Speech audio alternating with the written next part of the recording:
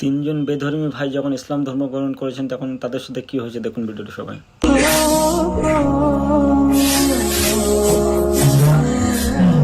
তোমার আগের নাম কি ছিল? সুমিত ভাস্কর। সুমিত ভাস্কর। আচ্ছা, তুমি কতদিন আগে মুসলমান হয়েছো? 25 রোজায়। এই 25 রোজায় যে রোজা গেছে। আচ্ছা, কেন মুসলমান হলা? আমি ইসলাম আগে থেকে ভালোবাসি। কতদিন আগে থেকে? 5-6 বছর আগে থেকে। 5-6 বছর আগে থেকে। মুসলমান হওয়ার কারণে তোমাকে তোমার পরিবার বা আত্মীয় স্বজন কোনো নির্যাতন করেছে? না, করে নাই। আচ্ছা, তোমার মা বা তোমার বাবার জন্য তোমার প্রত্যাশা কি? আমার বাবা আমি এই পথে নিয়ে আসতে চাই, সেই পথে আমার আসবে, দাওয়াত দিছে, না আসলে তো আমার কিছু করার নাই। আচ্ছা, তুমি কি হতে চাও? আমি মাওলানা মুফতি হতে চাই। মাওলানা মুফতি হতে চাও, সেজন্য তো অনেক বছর পড়তে হবে। বুড়ো হয়ে গেলে তা পড়বো, তখন পড়া ছাড়বো না।